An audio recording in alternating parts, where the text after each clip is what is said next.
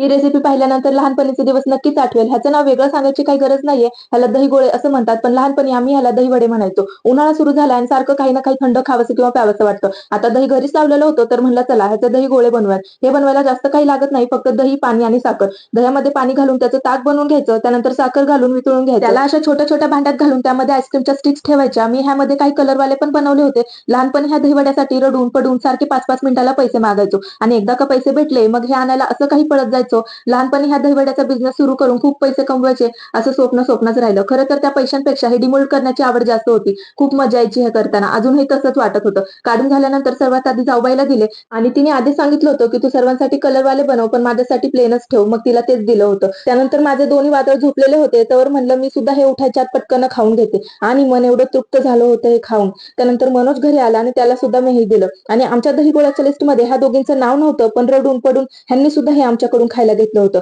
आणि कसं झालं हे विचारल्यावर असं काही सांगायचं. राहिलं नक्की खायचं होतं की असं कुटायचं होतं हेच नेमकं कळत नव्हतं. तर असा होता माझा आजचा दिवस. जय माता दी.